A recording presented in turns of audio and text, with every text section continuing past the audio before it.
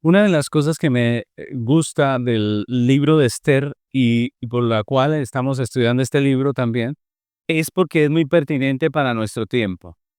Si ustedes miran el libro de Esther, habla del periodo en que el pueblo de los judíos estuvo en cautiverio, ¿no? De un periodo donde estaban bajo el dominio persa. Así que ellos eran una minoría de personas que creían en el Dios verdadero, viviendo en una cultura pagana, ¿no? Ellos eran minoría creyendo en el Dios verdadero dentro de una cultura pagana. Y si nosotros miramos nuestra realidad, aunque hoy en día se dice que la religión cristiana es la más grande del mundo, ¿cierto? Eso se dice, que es la más grande del mundo. Pues aunque eso se diga, la realidad, mis hermanos, es que eso quiere decir que una cuarta parte de la población mundial, cuando le preguntan, ¿usted a qué religión pertenece? Dice, cristiano. Eso es lo que significa. Pero no, ese número incluye cristianos que son confesionales, pero no practicantes, es decir, como si no lo fueran, ¿cierto? Porque ¿de qué nos sirve decir que lo somos si no lo practicamos, ¿cierto? Esa cifra también encierra a los que están en sectas de error. Así que cuando miramos el número real, el cristianismo verdadero, el cristianismo bíblico, es una minoría en medio de una sociedad pagana. Esa es la misma situación. Es decir, Esther nos recuerda esa realidad. Nos identificamos con la historia de Esther porque somos una minoría dentro de una sociedad que es pagana, ¿no? Cada vez más nuestra sociedad se está volviendo más pagana. Incluso la cifra de cristianos en el mundo, tal vez no el número, pero sí en porcentaje, porque a medida que pasa el tiempo crece la cantidad de gente, pero en porcentaje el cristianismo ha ido disminuyendo. En porcentaje hay menos cristianos hoy en día, menos cantidad de personas que creen. Las nuevas generaciones, muchas no quieren escuchar la Biblia, y la realidad es que somos una minoría en medio de una cultura pagana. Ustedes ven nada más la cultura moderna, sus leyes, sus creencias, todo lo que es la cultura moderna, pues es muy contraria a lo que establece la palabra de Dios.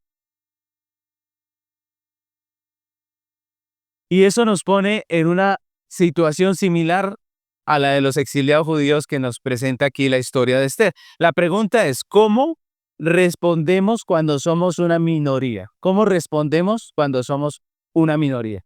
Pues históricamente los cristianos han respondido a esto de varias maneras, ¿no? Unos intentan aislarse, separarse y decir, yo con estos paganos no me meto, ¿cierto? Nosotros vamos a hacer nuestro grupito, nos vamos a aislar y nos vamos a proteger de todo este paganismo, ¿cierto? Y un ejemplo de esto son los monasterios.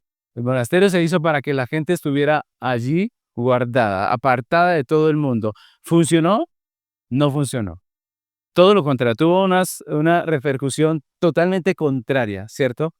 ¿Por qué? Porque el pecado no está solamente afuera, sino dentro de nuestro corazón. Nos podemos esconder donde sea, pero el pecado está en nuestro corazón. Esa es una manera en que responden algunos, aislándose. Otros no se aíslan, están dentro de los demás, dentro de los paganos, pero viven amargados, viven criticándolo todo, viven diciendo es que esto no está bien y que aquello, y viven molestando a todo el mundo y amargados por todo, porque piensan que ellos son como lo bueno y el resto son terribles, ¿cierto?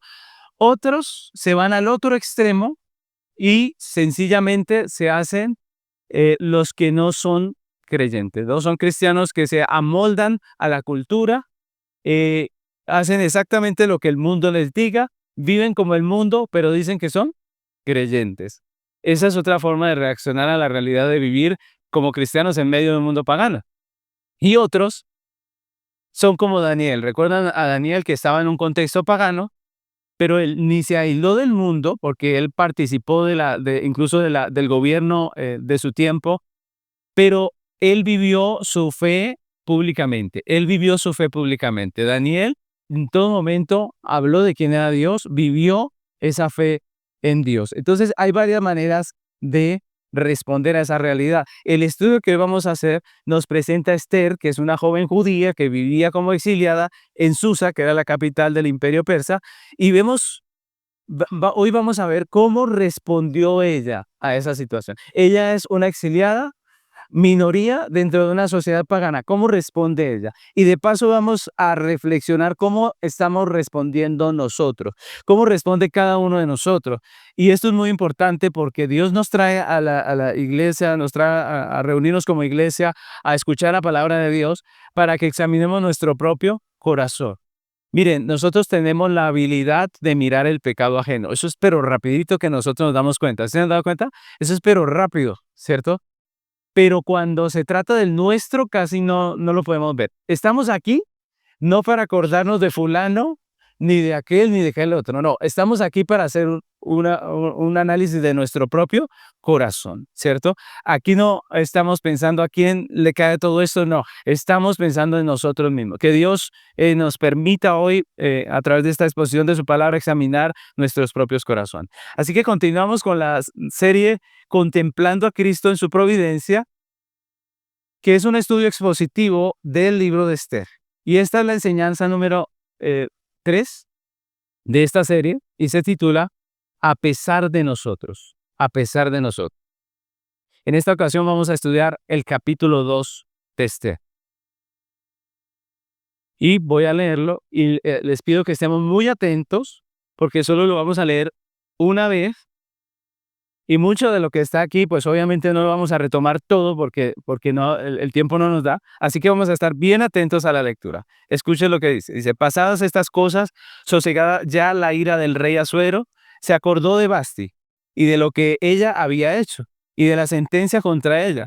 Y dijeron los criados del rey, sus cortesanos, busquen para el rey jóvenes vírgenes de buen parecer y ponga el rey personas en todas las provincias de su reino que lleven a todas las jóvenes vírgenes de buen parecer a Susa, residencia real, a la casa de las mujeres, al cuidado de Hegai, eunuco del rey, guarda de las mujeres, que les den sus atavíos. Vamos a ir grabando nombres. Hegai es el eunuco del rey que se encarga de las mujeres del palacio. Luego dice el 4, y la doncella que agrade a los ojos del rey, reine en lugar de Basti. Esto agradó a los ojos del rey y lo hizo así. Había en Susa, residencia real, un varón judío cuyo nombre era Mardoqueo, hijo de Jair, hijo de Simei, hijo de Cis, del linaje de Benjamín. Eso también es importante. Este se llama Mardoqueo y es del linaje de Benjamín, el cual había sido trasladado de Jerusalén con los cautivos que fueron llevados por Jeconías, rey de Judá, llevados con Jeconías, rey de Judá, a quien hizo transportar Nabucodonosor, rey de Babilonia. Y había criado a Hadasa, es decir, Esther, hija de su tío, porque era huérfana y la joven era de hermosa figura y de buen parecer. Cuando su padre y su madre murieron, Mardoqueo la adoptó como hija suya. Mardoqueo era entonces el primo de Esther, ¿cierto? Que había adoptado a Esther como una hija, ¿cierto? Ahora, el 8 dice, sucedió pues que cuando se divulgó el mandamiento y decreto del rey, y habían reunido a muchas doncellas en su residencia real a cargo de Hegai, Esther también fue llevada a la casa del rey, al cuidado de Hegai, guarda de las mujeres. Y la doncella agradó a sus ojos y halló gracia delante de él, por lo que hizo darle prontamente atavíos y alimento, y le dio también 7 doncellas especiales de la casa del rey, y la llevó con sus doncellas a lo mejor de la casa de las mujeres. Esther no declaró cuál era cuál era su pueblo ni su parentela, porque Mardoqueo le había mandado que no lo declarase. Y cada día Mardoqueo se paseaba delante del patio de la casa de las mujeres para saber cómo le iba a Esther y cómo la trataba.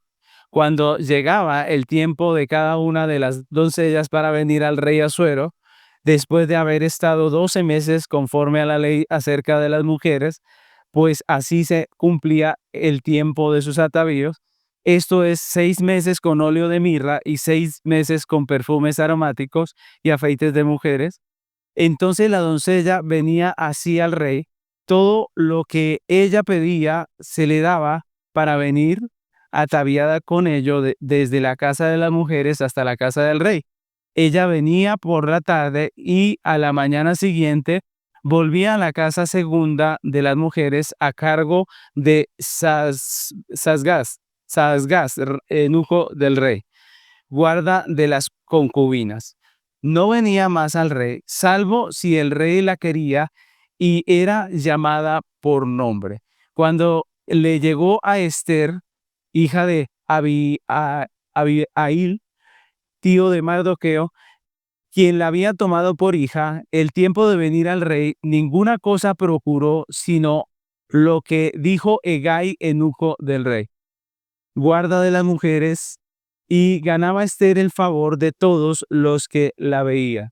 Fue pues Esther llevada al rey Asuero a su casa real en el mes 10, que es el mes de Tebet, en el año 7 de su reinado, y el rey amó a Esther más que a todas las otras mujeres, y halló ella gracia y benevolencia delante de él, más que todas las demás vírgenes, y puso la corona real en su cabeza, y la hizo reina en lugar de Basti. Hizo luego el rey gran banquete a todos sus príncipes y siervos, el banquete de Esther, y disminuyó tributos a las provincias, e hizo y dio mercedes conforme a la generosidad real. Cuando las vírgenes eran reunidas la segunda vez, Mardoqueo estaba sentado a la puerta del rey, y Esther, según le había mandado Mardoqueo, no había declarado su nación ni su pueblo, porque Esther hacía lo que decía Mardoqueo, como cuando él la educaba. En aquellos días, estando Mardoqueo sentado a la puerta del rey, se enojaron Bigtán y Teres, dos eunucos del rey, de la guardia de la puerta, y procuraban poner mano en el rey Asuero. Cuando Mardoqueo entendió esto, lo denunció a la reina Esther, y Esther lo dijo al rey en nombre de Mardoqueo. Se hizo investigación del asunto y fue hallado cierto. Por tanto, los dos eunucos fueron colgados en una horca, y fue escrito el caso en el libro de las crónicas del rey. Amén. En el capítulo 1 vimos hace 8 días la primera escena que nos mostraba esta historia, que era una escena de autoridad. Ahora se nos muestra esa segunda escena de la historia, y esta va a ser una escena que nos habla de la influencia de la cultura, de la influencia de la cultura. De eso nos va a hablar esta segunda escena de la historia de Esther. Por eso, ese va a ser nuestro tema el día de hoy, si el Señor nos lo permite. Primeramente vamos a hablar de Dios y el origen de la cultura. Segundo, hablaremos de la corrupción de la cultura. Y terminaremos hablando de la redención de la cultura. Amén. Así que vamos a comenzar. Lo primero que vamos a ver hoy es el tema de la cultura, Dios y la cultura. Ese es nuestro primer punto. La pregunta es, ¿qué es la cultura? La respuesta que encontramos generalmente hoy a esa pregunta es que la cultura es el conjunto de conocimientos, creencias, costumbres, leyes, capacidades y hábitos de una sociedad. Eso es lo que se entiende por cultura. Y ustedes saben qué es un iceberg, ¿no? Que es un pedazo del polo que se desprende y que queda nadando en las aguas del mar, ¿no? Ese iceberg se le ve la parte de arriba, ¿cierto? Que es pequeña, pero realmente es un cúmulo de hielo gigante, ¿no? Que está por debajo. Y cuando sacan una foto o un dibujo acerca de esto, pues se ve que lo que se ve del iceberg es apenas una partecita de lo que realmente es. Y prácticamente la cultura es algo así. La cultura tiene una parte visible que podemos hablar acerca de la música, podemos hablar acerca del arte, de todas esas cosas que son visibles en la cultura, pero todas esas cosas son apenas la parte de encima, porque lo que realmente compone la cultura, lo que realmente es el cuerpo de la cultura, viene a ser los conocimientos que tiene esa cultura, la manera en que ve la vida, sus creencias, sus valores, todas esas cosas son la parte importante de la cultura y lo otro es apenas lo que se ve, ¿no? Así es más o menos lo que es la cultura. Y cuando nosotros hablamos de cultura, pues en todo el texto de la escritura pues podemos ver diferentes culturas, ¿no? Muchas culturas la Biblia nos presenta. Este capítulo 2 de Esther nos muestra la cultura persa y podemos apreciar muchos aspectos visibles en esta cultura, pero eso nos habla de los aspectos que los que no se ven, ¿cierto? Aquí vemos cosas interesantes, ¿cierto? Que podríamos decir, ellos hacen esto así y ellos hacen esto así, pero eso nos está hablando de lo que ellos creían, de cómo ellos veían la vida, de sus valores, de lo que a ellos les importaba realmente, ¿no? Entonces, ¿cómo se origina la cultura? Es la pregunta. ¿Cómo se origina la cultura? En realidad, la cultura se origina en Dios. Imagínense esto, si la cultura es básicamente lo que el hombre es y hace, así lo podemos resumir. La cultura es lo que el hombre es y hace. Y si la Biblia nos enseña que fuimos creados por Dios para su gloria y que Él nos enseña lo que debemos hacer, pues podemos afirmar que la cultura del hombre se origina en Dios y es para la gloria de Dios. La cultura se origina en Dios y es que para la gloria de Dios. La cultura se originó en Dios y es para la gloria de Dios. Es lo que debemos hacer, es lo que estamos llamados a hacer. Ahora, eso es lo que la Biblia nos enseña. Si eso es así, la pregunta es, ¿tiene el hombre algún compromiso frente a la cultura? ¿Qué creen ustedes? ¿Tendrá el hombre algún compromiso frente a la cultura? ¿Alguna obligación? Claro que sí. El primer mandato que da Dios al hombre tiene que ver con eso. Miren lo que dice Génesis 1:28. Génesis 1:28. Esto es llamado el mandato cultural. Y dice así, y los bendijo Dios y les dijo, fructificad y multiplicaos, llenad la tierra y sojuzgadla, y señorear en los peces del mar, en las aves de los cielos, en todas las bestias y en todas las bestias que se mueven sobre la tierra. Amén. Este no es una instrucción sencillamente para reproducirse, sino que es un llamado a colaborar con la creación. Es un llamado a ser co-creadores con Dios.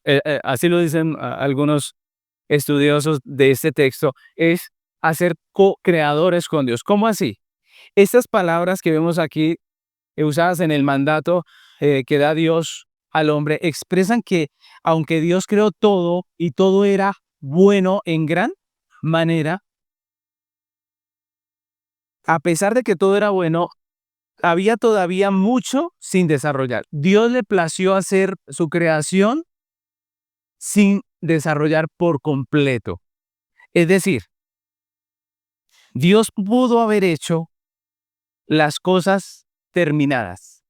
Dios pudo haber hecho el mundo con el alimento disponible para nosotros, ¿sí o no? ¿Pudo o no pudo?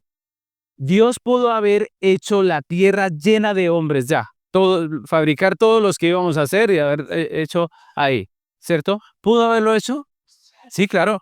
Si era muy pequeña la tierra, pues lo hubiera hecho más grande. Él era el Dios eterno, Él es el Dios eterno, ¿cierto? Así que Dios pudo haber hecho todo esto ya terminado, pero Dios no lo hizo así.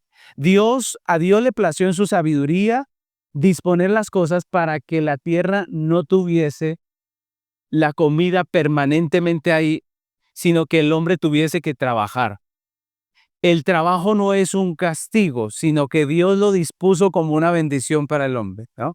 Es parte de lo que nosotros hacemos como seres humanos, como hombres. Somos co-creadores. Somos personas que siguen creando, que toman la creación de Dios y la transforman. El que hace una silla de plástico como la que estamos sentados, ese coge el plástico que Dios dio o pues los materiales con los que hace el plástico, forma el plástico y hace una silla. Está creando algo, ¿cierto? Con lo que Dios hizo. Somos co-creadores. Él dejó la creación con una gran parte sin explotar para que las personas la desarrollen mediante el trabajo. Y mis hermanos, eso es maravilloso, porque eso lo que quiere decir es que a través del trabajo nuestro estamos glorificando a Dios. Estamos glorificando a Dios. Usted con su trabajo está glorificando a Dios, tanto como el pastor. Pastor hace su trabajo para Dios, pero usted también, ¿cierto? Todo lo que hacemos lo hacemos para Dios. El primer trabajo que Dios le da al hombre, ¿cuál fue? ¿Recuerdan? Cultivar el huerto. Eso fue lo primero que les dijo, cultiven el huerto. Y la palabra cultivar nos habla de desarrollar, organizar y embellecer. Ese es el trabajo del hombre. El hombre organiza, el hombre desarrolla, embellece el mundo. Por eso no estamos de acuerdo con aquellos que dicen que la madera hay que dejarla quietica y no hay que cortar los árboles para que esto no se acabe. No, hay que cortar los árboles, trabajar la madera y volver a sembrar para que sigan habiendo árboles. Porque Dios no nos dio la creación para contemplarla, sino para desarrollarla, para trabajarla. Lo que pasa es que debemos ser responsables, ¿cierto? Y a veces el hombre es irresponsable porque consume y no vuelve a sembrar, no hace el trabajo como debería hacerlo, ¿no? Entonces, la agricultura, la música, las artes, las ciencias son expresiones de ese mandato divino para moldear el mundo como Él lo mandó y para su gloria. Entonces, los seres humanos deben multiplicarse no solo en número, sino también desarrollar, construir una sociedad, una civilización, una civilización de hombres a la imagen de Dios. Eso es crear cultura. Por eso se llama el mandato, ¿qué? Cultura. ¿Cierto? Le llamamos el mandato cultural porque Dios nos llamó a crear cultura, a hacer cultura. La palabra cultura también está ligada a la palabra culto y que significa adoración. Y en ese sentido, pues la cultura es una forma en que nosotros honramos y glorificamos a Dios a través del trabajo, a través de la creatividad y de todas las demás manifestaciones culturales. Por ejemplo, la música glorifica a Dios, ¿sí o no? ¿Cierto que sí? ¿Solo la música cristiana? No, ¿Mm? hay música. ¿Solo la música cristiana? Las que hablan de la creación, de la belleza de la creación. Ay, mi llanura. Es decir, miren porque nosotros a veces hacemos como la separación, ¿no?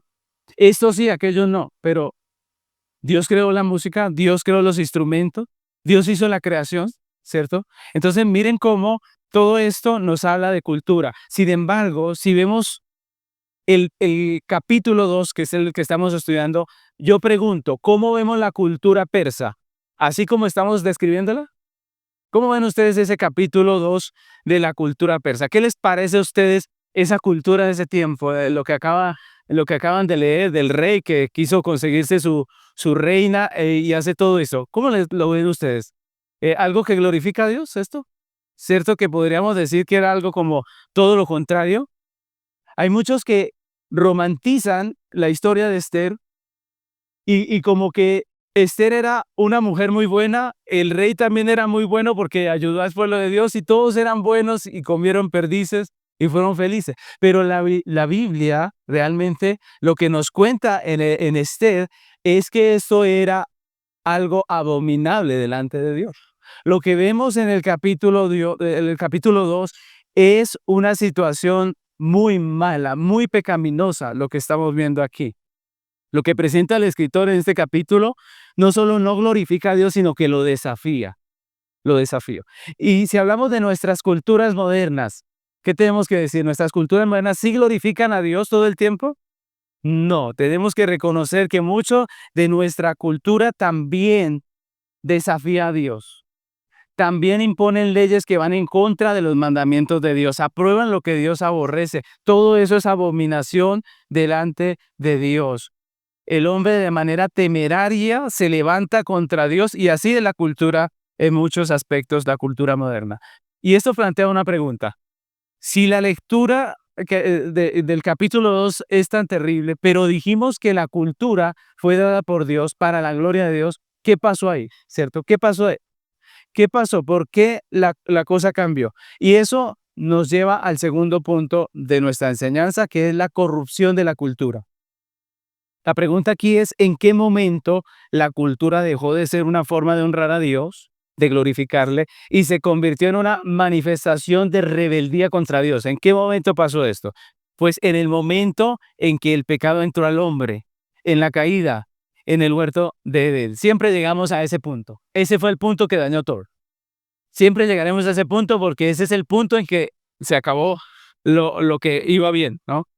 Y el hombre corrompido por el pecado, porque así lo describe la Biblia, el hombre quedó corrompido por su pecado. El hombre que está corrompido por dentro en su corazón, pues solamente puede producir una cultura corrupta. El hombre que está corrompido en su corazón solo puede producir una cultura corrupta. Si el corazón del hombre, sus pensamientos, sus motivaciones, sus actos, sus creencias están corrompidas, pues todo lo que puede producir es corrupción, ¿cierto? Y es lo que vemos aquí en este capítulo 2. Génesis capítulo 5, capítulo 6, versículo 5, es ese texto en el que Dios describe la situación del hombre después del pecado y fue la antesala a lo que fue el diluvio, ¿no? Él dice en Génesis 6:5, y vio Jehová que la maldad de los hombres era mucha en la tierra y que todo designio de los pensamientos del corazón de ellos era de continuo solamente mal, solamente mal. Tanto las culturas paganas de los tiempos bíblicos como las culturas paganas modernas provienen de la corrupción del hombre, son fruto del pecado del hombre. En la Biblia encontramos culturas tan terribles que cayeron bajo el juicio de Dios. Una cultura terrible que haya caído bajo el juicio de Dios, ¿recuerdan? Sodoma, ¿no? Sodoma y Gomorra eran naciones que llegaron a ser tan libertinas sexualmente que Dios trajo sobre ellas el juicio.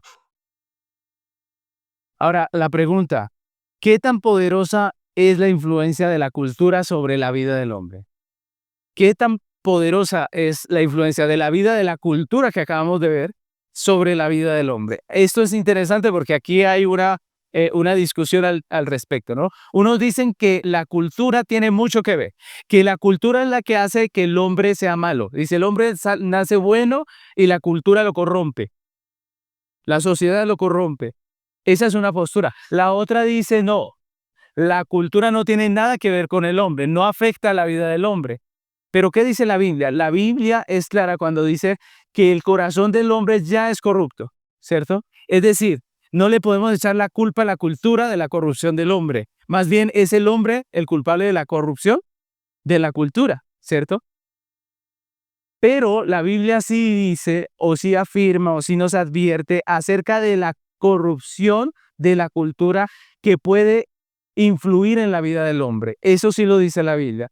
La Biblia afirma que sí hay una influencia negativa de la cultura corrupta en la persona. La cultura corrupta no es la razón de la corrupción del hombre, pero sí es un vehículo y un amplificador del pecado de la corrupción del hombre.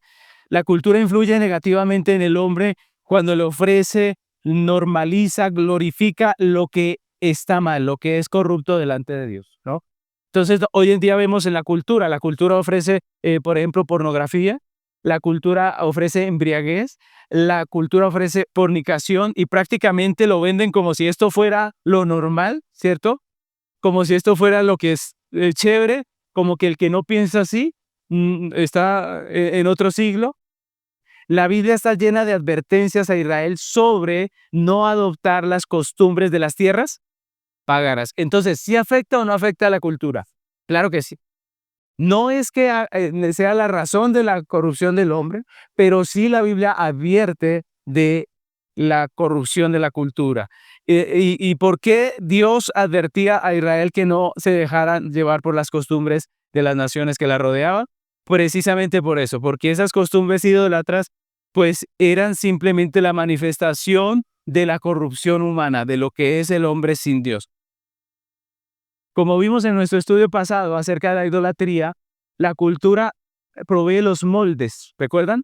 La cultura provee los moldes para nuestra idolatría. Entonces la cultura dice, hay que idolatrar esto, o lo que es poderoso, lo que ustedes deben esperar, anhelar, es aquello.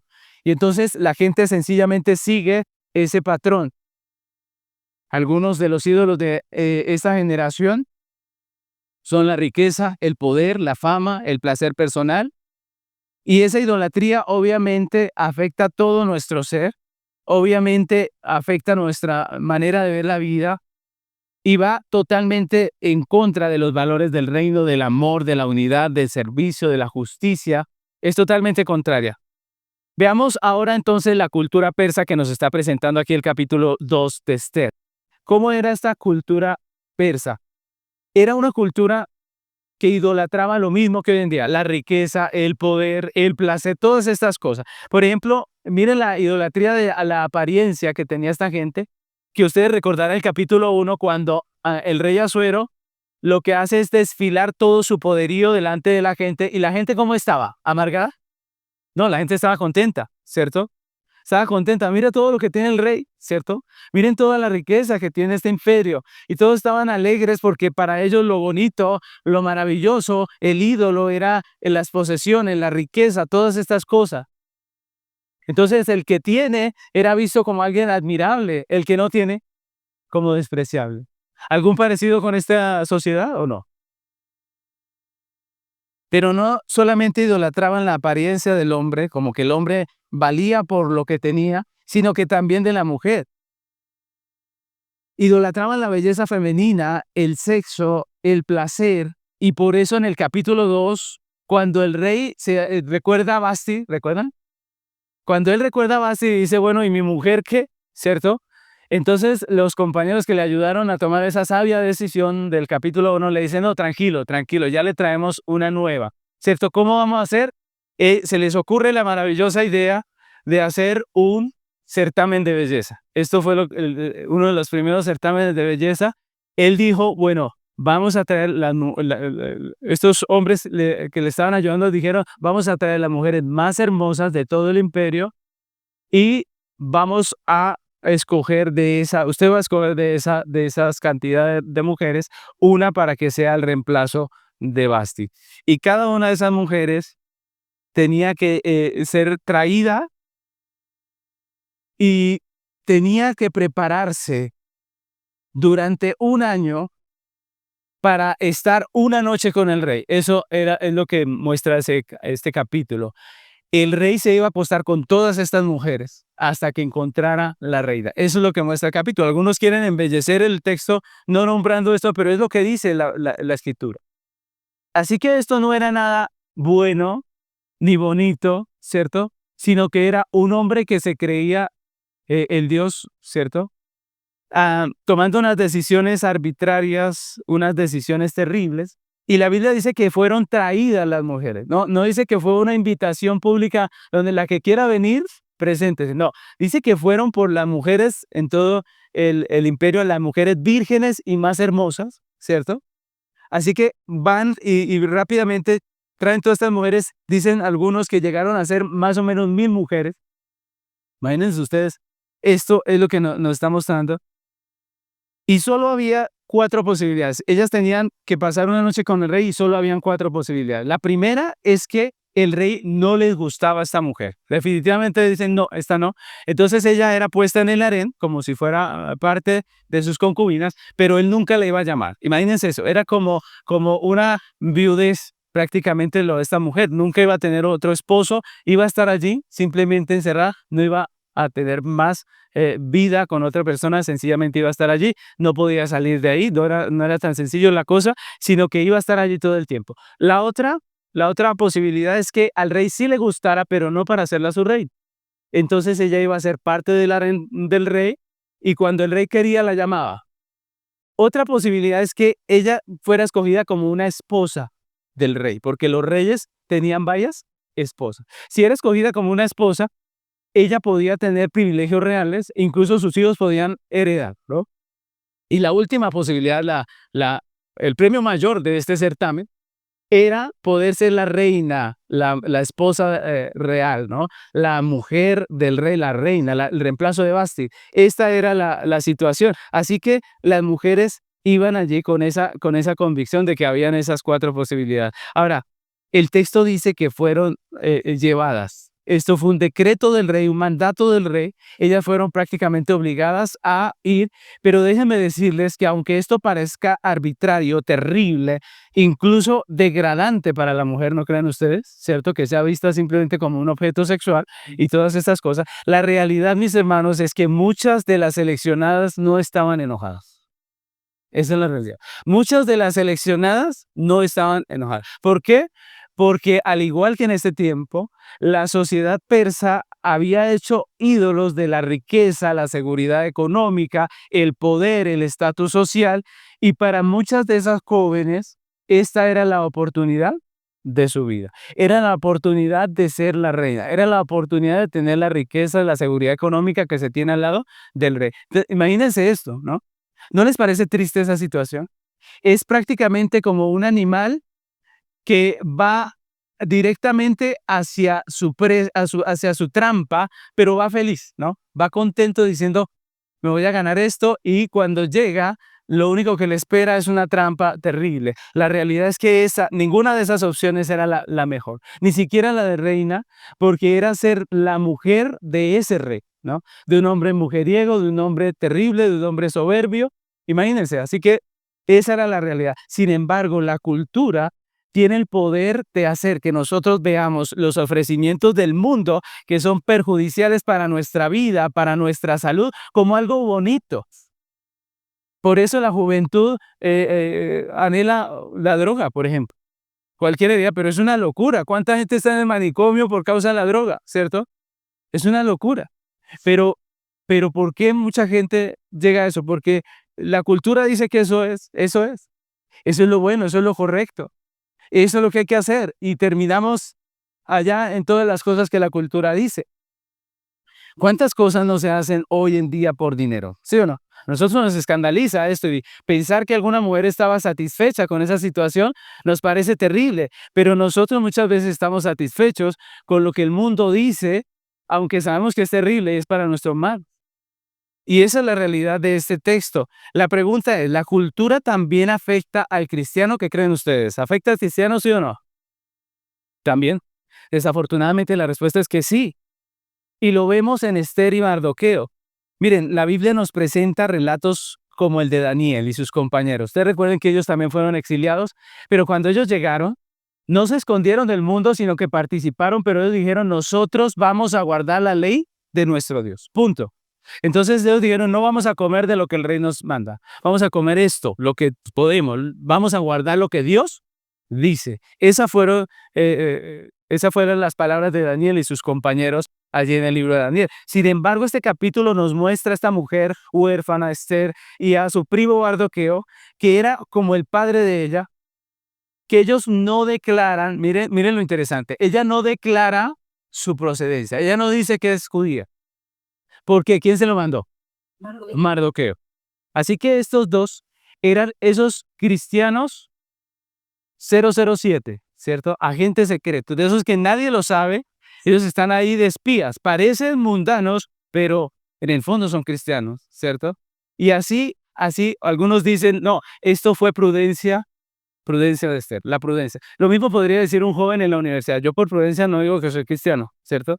Y voy a esas fiestas y hago todo esto porque por prudencia, hay que ser prudente, ¿cierto? Así que Esther y Mardoqueo estaban calladitos. Ahora, ellos tenían, hay que recordar que ellos como judíos tenían enemigos, ¿no? Ellos tenían unos enemigos, obviamente, pero la fácil ¿cuál era? Era decir yo no soy, ¿cierto? Lo mismo que hoy en día. El cristiano tiene enemigos, del cristiano se burlan, ¿o no? Del cristiano se burlan, lo ridiculizan. Lo fácil es no decir que somos cristianos. Mardoqueo le había mandado que no contara, que no dijera su nacionalidad, y obviamente ella lo hace, ¿no? Ella no dice, no es como Daniel que dice yo soy judío y cumplo la ley. No, ella dice yo no soy judío. Ahora, esto obviamente tuvo que haberle implicado mentir, porque cuando le preguntaban, ¿y usted de dónde es? ¿Cierto? Porque así es la vida, ¿cierto? Usted quiere no contar, pero todo el mundo le pregunta, ¿cierto? ¿Y usted de dónde es? Ah, no, yo, por allá diría otro, yo persa, ¿cierto? O cualquier cuento echaría, pero eso implica mentiras. Y también vemos que Esther fue llevada entre las vírgenes y aunque no tenía opción, porque eso era un mandato real, tampoco ella se queja, tampoco dice yo sí no voy a hacer esto, ¿cierto? Yo no me voy a prestar para esto, no. Más bien, en la narración, si ustedes leen en todo el escrito, ella es la que le hace caso a Hegai. Hegai es el jefe del harén, ¿no? El jefe de las mujeres, ¿cierto? Este hombre que está encargado de ellas y él es el mejor consejero en ese lugar, es él, ¿cierto? Algunas le hacen caso, pero la que le hace caso al pie de la letra es él, es esta. Ella dice, yo le hago caso a este sí sabe lo que dice, ¿cierto? Mis hermanos, así lo muestra el escrito, la Biblia. Y esto implica, mis hermanos, una asimilación activa de las costumbres persas, incluyendo la sumisión al rey y al harén del que ella estaba haciendo parte. Prácticamente ella se compromete con este certamen de belleza. Prácticamente ella se compromete. Ella lo va a ganar. Ella lo quiere ganar. Y es lo que vemos en el texto. Ahora, Esther termina, si ustedes miran, Esther termina mezclada entre esa cultura. Prácticamente ya había asimilado, podíamos ver en el texto no lo asegura así, pero la manera en que ella procede deja ver que ella había asimilado mucho de la cultura persa, mucho de sus ídolos, ¿no? De pronto, esta mujer huérfana también veía en el matrimonio con el rey, en ser reina, una forma de poder salir de su situación, podría ser, ¿cierto? Mire, es que la Biblia debe ser vista así. Cuando nosotros idealizamos los personajes bíblicos, y esto es para los maestros de la Biblia, cuando nosotros idealizamos los personajes bíblicos, no podemos predicar el Evangelio, porque si Esther era perfecta, ¿para qué necesita a Cristo? ¿Cierto? No, los personajes de la Biblia eran como nosotros, y Esther también pensaba igual. Dice que era huérfana, no sabemos cómo era su estado económico, no sabemos nada de eso. Muy seguramente ella también vio en esa una buena opción, no sabemos. El caso es que la vemos inmersa en la cultura, y su tío le ayuda, le dice, no vaya a contar que es judía, no vaya a decir, porque eso le quita puntos, ¿cierto? No, no diga. Ahora, Esther termina teniendo relaciones sexuales con este rey, y finalmente termina casada con este hombre que era un hombre impío. Es decir, ella viola toda la legislatura de Dios. Diferente a Daniel que dijo, yo no voy a comer eso porque la escritura me lo prohíbe. Y dice que Dios hizo que a Daniel le concedieran esa realidad. Pero Esther no dice nada. Esther va por todas estas cosas, lo logra, termina siendo la reina. Así que si somos sinceros, mis hermanos, tenemos que reconocer que la cultura afectó a Esther y a Mardoqueo. Parece ser que lo más seguro es que la cultura sí los afecta a ellos. Ahora, la pregunta es, ¿nos afecta la cultura del tiempo presente también a nosotros como a Esther y a Mardoqueo? ¿Nos afectará a nosotros? O podemos decir, oye, esa Esther es terrible, ¿cierto? Qué bajo cayó, qué terrible, ¿cierto? Pero, mis hermanos, la realidad es que muchas veces los cristianos nos dejamos llevar por la corriente de este mundo. Terminamos adoptando los mismos ídolos que adopta el mundo, y eso influye en nuestra manera de pensar, nuestras decisiones, nuestras prioridades, nuestros gustos, influye en todo. Así que la cultura de este mundo nos dice, muy a menudo nos dice, que si nosotros no llegamos a tener ciertas credenciales, si no llegamos a tener cierta belleza, cierta cantidad de dinero, cierta clase de empleo, si no llegamos a tener cierto tipo de pareja, cierta clase de vida, entonces no somos nada. Y como el mundo nos dice, nosotros nos empeñamos con toda y decimos, tenemos que tener esto que el mundo dice, porque si no, no somos absolutamente nada, ¿cierto? Y eso es un error. No está mal tener las cosas, no está mal trabajar por las cosas, pero creer que si no tenemos eso no somos nada, pues eso es un error, eso es idolatría. Estudie porque si no usted no es nadie. Eso es idolatría. Usted ya es algo, ¿cierto? Si quiere estudiar, qué bendición, qué bueno. Si puede estudiar, excelente. Pero eso no le hace a alguien, ¿cierto? Mis hermanos, la cultura impone todas estas cosas y la pregunta es, ¿será que nosotros le creemos? Muchas veces sí, los cristianos sí le creemos. Yo les pregunto, ¿cuál es el criterio de los cristianos para escoger pareja hoy en día? Muchas veces el mismo que el mundo, ¿cierto? El mismo que el mundo. Y para escoger una carrera profesional, muchas veces lo que el mundo impone. Y para planificar la vida, lo mismo, para crear hijos, para manejar las finanzas, para hacer negocios, para todo. Muchas veces nuestro criterio no es el criterio de la Biblia, sino el criterio de la cultura, del mundo. Hacemos todo lo que esté en nuestro alcance para estar bien con el mundo, con la sociedad. Somos como esos jovencitas del Imperio Persa, emocionadas tratando de gustarle al mundo, tratando de embellecernos para que el mundo diga, ah, usted sí es, ¿cierto? Usted es una berraquera, usted es una persona importante, usted es, ¿cierto? Eso muchas veces parecemos los cristianos. Hacemos todo lo que esté en nuestro alcance para que no nos desprecien, para encajar, para que parezcamos aceptables, para no parecer retrógradas, ¿cierto? Y estamos fingiendo, como a Esther cuando le preguntaban si era una judía o de dónde era. Estamos mintiendo y diciendo todo para poder quedar bien ¿con qué? Con la cultura, con el mundo. Mis hermanos, para quedar bien con nuestros compañeros de universidad, de trabajo, para lograr aceptación de las personas.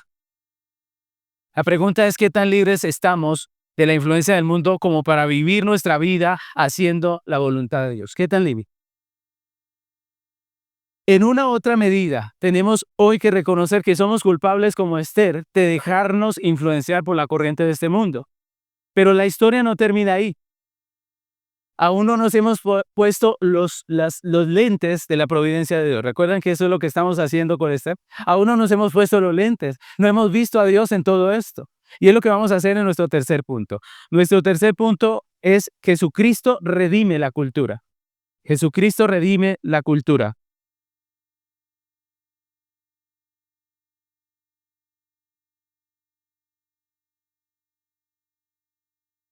¿Cómo podemos ver la providente mano de Dios en este segundo capítulo? ¿Cómo vemos la providente mano de Dios en este segundo capítulo? A pesar de nosotros, de la realidad de nuestros pecados, de la responsabilidad que tenemos frente a esos pecados, Dios está haciendo su obra. Dios está ordenando la historia por su sabia providencia, haciendo que los acontecimientos, incluso los que evidentemente se hacen en contra de Él, contribuyan para sus santos propósitos. Eso es providencia.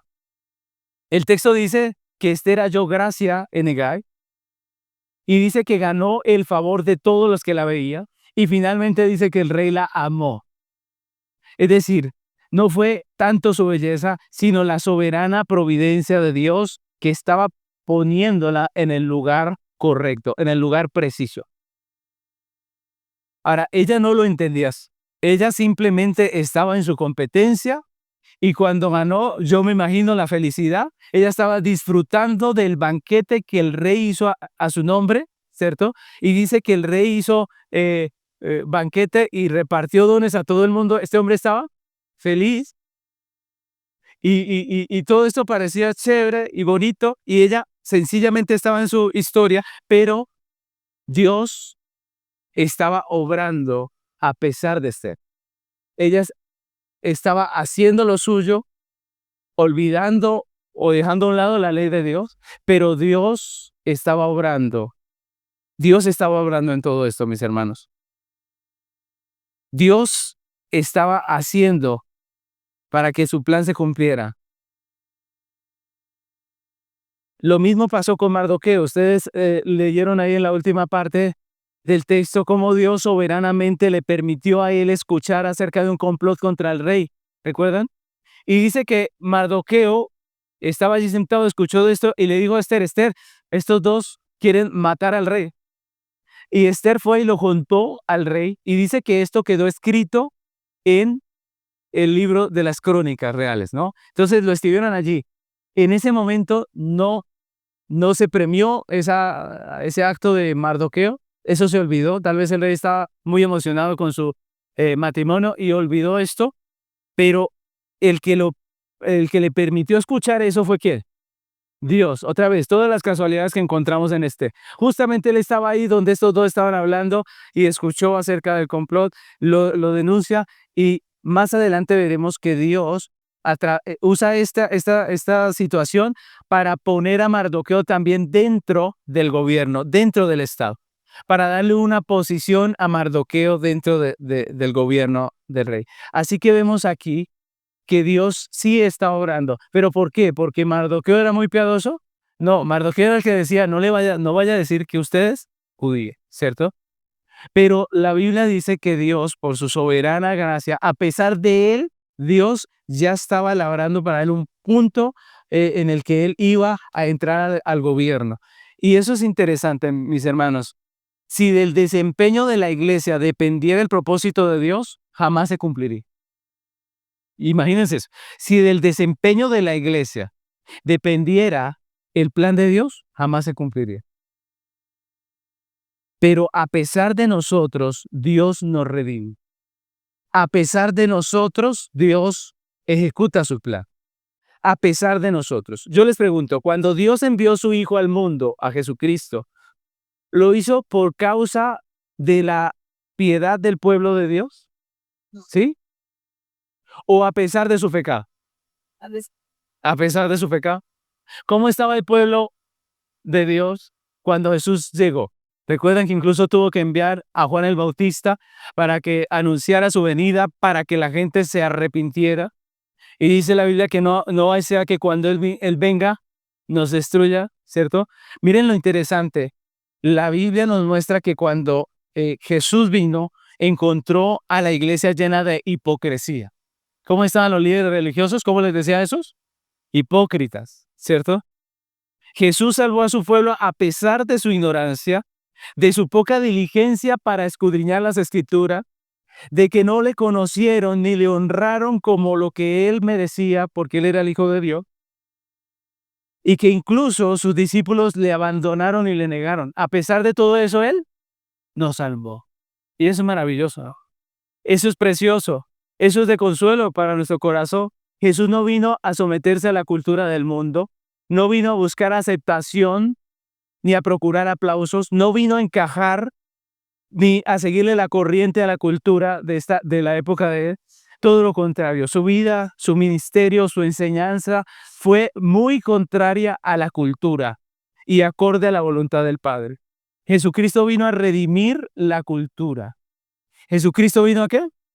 A redimir la cultura. A volver al hombre a su verdadero propósito, que es la gloria de Dios. Pero no lo hizo por nuestra piedad, sino a pesar de nuestro pecado. No lo hizo por nuestra piedad, sino a pesar de nuestro pecado. Su iglesia, al igual que Esther, no obró de la manera más correcta, pero Dios estaba ejecutando su plan a pesar de su pueblo. A pesar de su pueblo. Vino a los suyos, la Biblia dice, ¿y los suyos qué? Le hicieron una corte, le dijeron, bienvenido, Señor, tú eres el Mesías, el Rey, ¿sí? No, sino que la Biblia dice, a los suyos vino y los suyos no le recibieron. Eso es lo que dice la Biblia, lo rechazaron. Pero Dios usó ese rechazo para redimir al mundo. Miren lo interesante, ¿cierto? Dios usa ese rechazo para redimir al mundo. Dios usa lo que está haciendo Esther, que es terrible, lo usa para salvar. Y Dios usó nuestra negación, nuestra resistencia para salvar al mundo. Así dice la Escritura. De eso se trata el Evangelio. Y es totalmente diferente a la cultura del mundo. Ustedes miren la analogía. Para ganar el concurso, las jóvenes debían someterse a muchos tratamientos. 1 año entre perfume, ¿cierto? 1 año haciéndose de todo para quedar bien con el rey. Y asimismo, el pecador siempre está esforzándose por encajar, siempre, es que si no, en el colegio me van a decir que yo soy el patito feo, si no es que en el trabajo me van a hacer a un lado, y si no es que en las redes sociales, ¿qué me irán a decir de mí? ¿Cierto? Y vivimos tratando de encajar, de tener cierta cantidad de dinero como para que nos respeten, porque con poco dinero como que ni nos atienden, ¿cierto? Y tratamos de buscar, de encajar todo esto como esas mujeres persas trataron de embellecerse para su rey.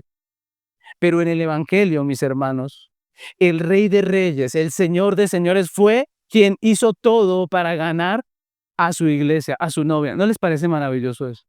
No fuimos nosotros los que lo hicimos fue Él el que lo hizo para nosotros, para ganar a su iglesia, dice la Escritura, para santificarla, dice el apóstol Pablo en Efesios.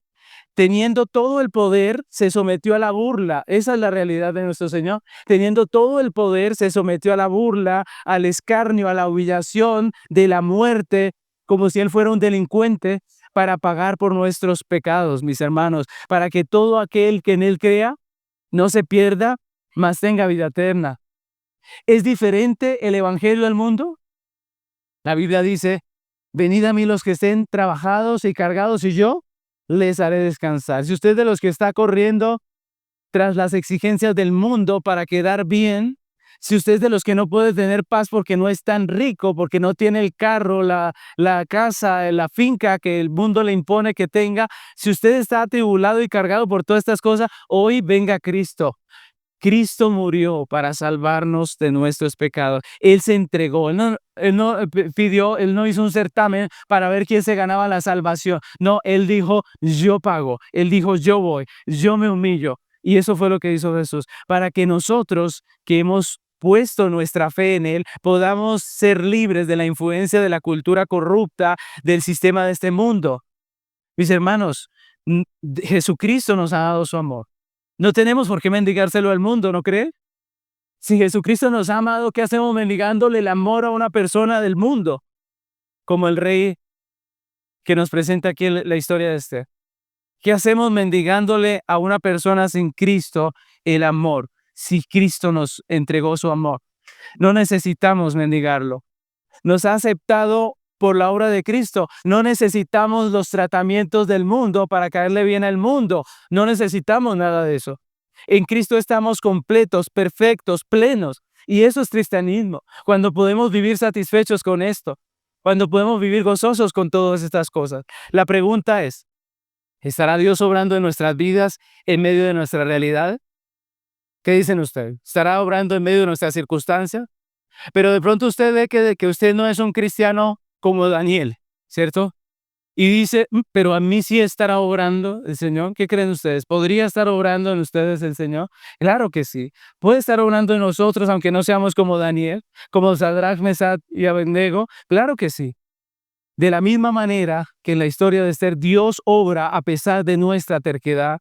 Usa incluso nuestra rebelión para ejecutar su plan, para hacer su santa voluntad. Y alguno podría decir que esto es un aliciente para pecar. Pastor, no predique así. La gente va a decir, bueno, entonces pequemos, ¿cierto? Miren que ese es el dilema que siempre que usted predique el evangelio verdadero va a surgir. Así le pasó a Pablo. Dijo Pablo, entonces algunos dirán, pequemos para que abunde la gracia. ¿Qué dijo Pablo? De ninguna manera. Pero el verdadero evangelio siempre va a generar esa pregunta. Entonces pecamos, ¿sí? No, en ninguna manera. Y lo mismo podemos decir, en ninguna manera. La gracia no es el aliciente para pecar, porque obviamente nuestras rebeliones traen consecuencias. La maldad que sembramos nosotros produce frutos amargos. ¿Es la realidad? Ustedes nada más piensen en cómo fue la vida de Esther. La mujer de un rey soberbio, adúltero, sin temor a Dios. Mis hermanos, la historia nunca dice que él se arrepintió, ¿o sí? No. Así que ella tuvo que vivir con este hombre pagano todo el tiempo.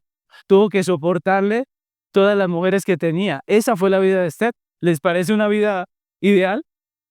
¿Qué tenía aparte del palacio? ¿Qué tenía aparte del palacio? Ahora, ese palacio no quería decir que ella podía ir donde quería. Ella era la reina. Estaba sujeta al rey. No podía ni siquiera ir a visitarlo sin correr riesgo su vida. Esa es la realidad. Así que el pecado siempre va a traer consecuencias. Mis hermanos, esto no es un aliciente para pecar.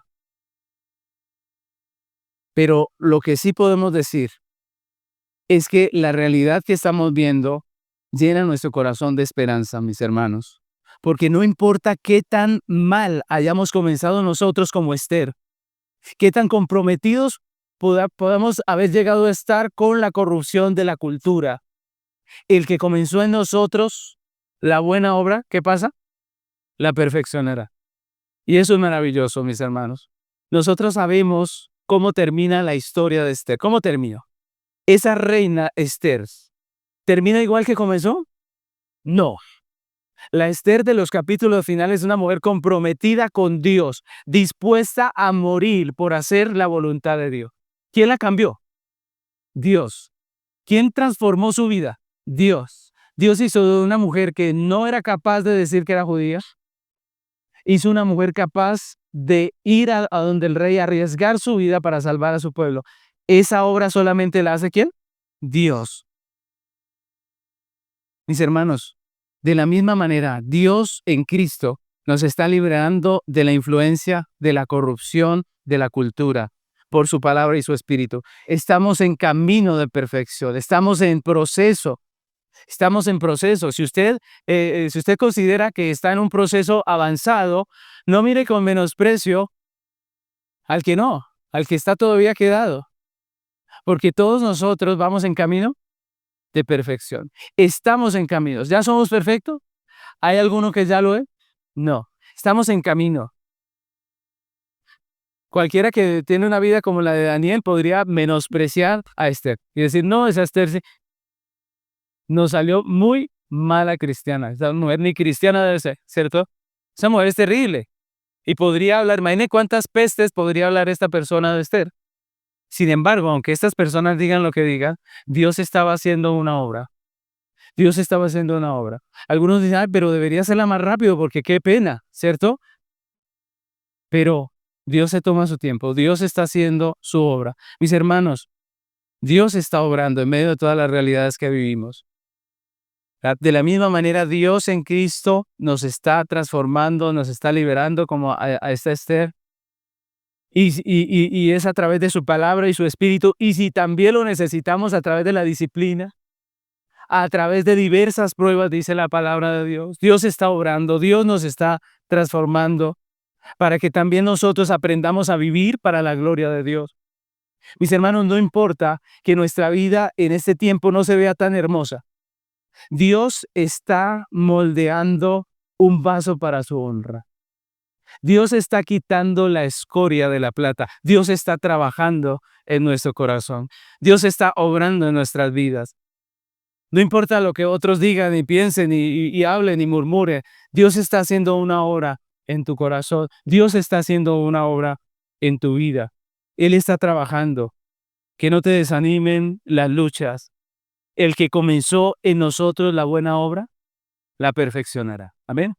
Y yo les invito, mis hermanos, a que terminemos este tiempo agradeciendo a Dios por su misericordia, pidiéndole que nos ayude a tener un corazón dispuesto para Él, que nos perdone nuestro apego por la cultura de este mundo, que nos ayude, como dice la Escritura, a no amoldarnos a este mundo, sino a ser renovados cada día por la palabra. Que el Señor nos ayude. Que todos los que somos como Esther, Dios pueda obrar y transformar nuestro corazón para que un día nosotros también podamos glorificar su nombre, para que un día nosotros podamos hacer su voluntad y podamos honrarle como Dios se merece. Les invito a que oremos a nuestro Dios. Amado Dios, queremos agradecerte por este tiempo precioso de estudio de tu palabra, Señor. Gracias por este libro de Esther, Señor, que nos muestra la realidad del mundo, de la cultura, la nuestra, Dios mío, la de los creyentes. Padre, tenemos que reconocer que somos salvos no por nuestra causa, sino a pesar de nosotros, Señor. Tenemos que reconocer que, como en el caso de Esther, la cultura viene y nos ofrece, nos dice, nos impone, y nosotros creemos en ella, y muchas veces perseguimos lo que ella nos invita a perseguir. Padre, tenemos que reconocer que como Esther y Mardoqueo, la cultura sí nos afecta. La cultura sí moldea nuestra manera de pensar muchas veces, Padre. Perdónanos y límpianos, Señor. Padre, ayúdanos por esto que estamos estudiando, por tu palabra en Esther, a renovar nuestras vidas, a arrepentirnos de nuestro pecado, a salir de esas situaciones que son pecaminosas, de esos estados donde no debería de estar un cristiano, Señor. Ayúdanos.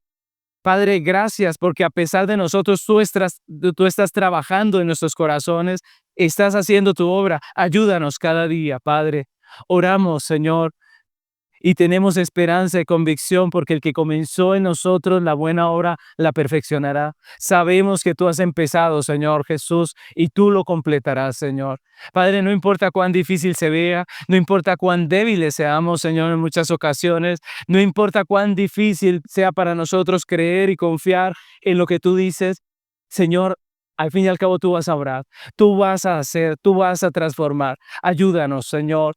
Padre, ayúdanos en medio de este proceso de santificación, donde tú estás moldeando un vaso para tu honra, donde tú estás quitando la escoria de la plata, Señor. Ayúdanos, Padre, limpia nuestro corazón cada día y permítenos llegar a ser, Señor, esas personas conforme a la imagen de Cristo. Tú estás formando a Cristo en nosotros. Ayúdanos, Señor, cada día a santificarnos, a limpiarnos, a vivir cada día conforme a tu palabra. Límpianos de toda inmoralidad, límpianos de todo esto que el mundo ha metido en nuestra mente, en nuestras acciones, en nuestros gustos. Y Padre, ayúdanos, Señor, a reflejar a Cristo con todo nuestro ser. Padre, te damos muchas gracias, Señor, y confiamos solamente en Cristo, no solo para nuestra salvación, sino también para nuestra santificación. Muchas gracias, Padre, en el nombre de Cristo Jesús.